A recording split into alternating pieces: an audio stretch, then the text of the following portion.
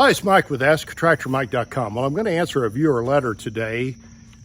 I want your opinion on this subject, and I'm also going to go on a little bit of a rant about a certain class of people that buy farm equipment. And let me go on my rant first. You know, any piece of equipment can be destroyed if the person operating it doesn't care. And most of you that watch my channel are not that kind of person, but there are people like that out there. Now, I managed an equipment dealership for 11 years, and when there was a customer showed up with a piece of equipment blown up, and it could be any brand, they all can be destroyed, and they were yelling, and the service manager was yelling, and everybody was mad at each other. I was the one that got to come in and try to calm everybody down and figure out a resolution that worked for everyone. That was my job. And actually, I kind of enjoyed it, but the stuff you see, sometimes you can't say what you're really thinking. Case in point, we had a guy came in one time with a New Holland, and we were a New Holland dealer. He had a New Holland 617 disc mower. And if you've ever been around disc mowers, a 617 is built like a tank. It's really heavier than it needed to be. And that thing was in 3 pieces in the back of a pickup truck. He had torn it up and literally it cut it in 3 pieces. And he swears he was driving through the field and the thing just fell apart. And the service manager is like, dude, no way that fell apart on its own. What did you hit? Well, that was probably the wrong thing to say. And so it escalated. And pretty soon the owner, this guy is a hired man. And in the dealership world, a hired man can get you in more trouble than anybody because it's never his fault. And the ranch owner showed up. So we've got the hired man that's saying, this thing fell apart, you need to pay for it. And they hadn't owned it, but maybe a month or two. And we're looking at a, $1,000, $1,500 repair bill at least. And they're wanting warranty to cover it.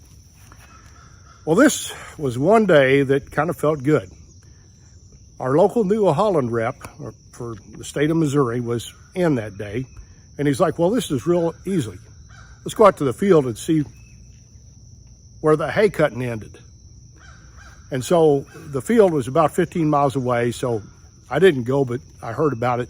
They all loaded up in the car and they went out because obviously where this failure occurred, you'd be able to tell it because there would be hay cut behind and then abruptly hay cutting ended and a debris field where the thing blew up. Well, they got out to the field with the owner of the ranch and the ranch guy, the ranch hand, and where that disc mower fell apart in the field was solid bedrock with red paint on it. So this guy was mowing a glade, probably shouldn't have been a hay field to begin with, probably running wide open, and hit a solid rock outcropping going way too fast.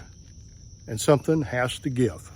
And so the disc mower was in 3 pieces and they paid for the repair. And after the ranch owner saw what had happened, the ranch manager kind of had to put his tail between his legs and they came to an agreement they would pay that bill.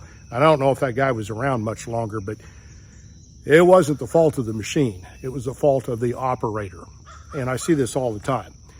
Now, I'm going to answer a question today from a viewer, and this is not, the viewer is not that type of person. Let's get to the question. Letter comes from Jeremy, and Jeremy says, I have about 20 acres that's hilly that I mow that is mostly, oh boy, Bahia grass? I don't know. I was hoping I'd never have to say that word. I mow this with a Kubota LX2610SU and a Land Pride FDR1672 finish mower. As long as I keep the grass fairly short and I mow at reasonable speeds, the tractor can handle that mower, though I wouldn't want to go with a mower any bigger for sure. The mower, I think, has a PTO rating of from 25 to 40 horsepower. I have recently inherited a John Deere 5075M, obviously a much bigger and stronger tractor. I'm debating selling the Kubota or trading it in on a zero turn or attachments. However, I want to keep the finish mower and use it with the John Deere. My concern, though, is that the JD John Deere is a 75 horsepower tractor paired with a mower that is rated at 25 to 40 horsepower. The JD does have 540E, which the E stands for Economy PTO, which is kind of like an overdrive for your power takeoff. I'm wondering what my risks are and how likely are those risks.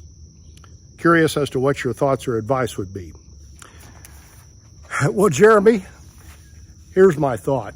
Because you're asking, you care about your equipment, you don't have anything to worry about.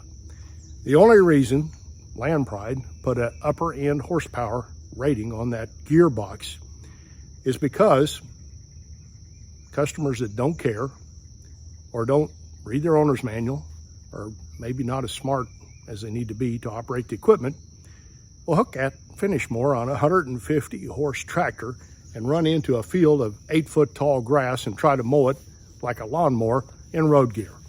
And they're the ones that are going to tear it up.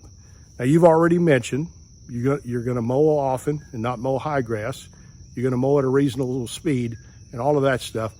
I don't think you've got a thing to worry about putting that John Deere on that little finish mower. But the upper end horsepower rating on that gearbox, because Land Pride probably sometime used to say you had to have 20 horsepower minimum to pull that finish mower, and then some moron hooked it to a big tractor and took off across the field, blew it up in 3 pieces, came into the dealership and said, you got to fix this.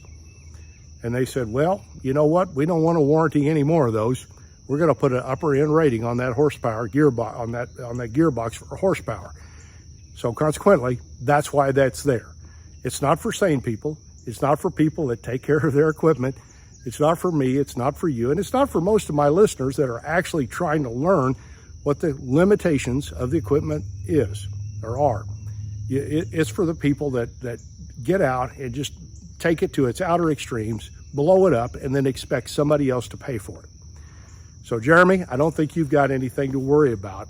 I think you can hook that thing up as long as you mow often. You're not trying to bush hog with it. You're not mowing woody plants with it. You're not mowing as fast as the tractor will take it. I think you'll be fine. Curious as to what everybody else thinks. Put it in the comments down below.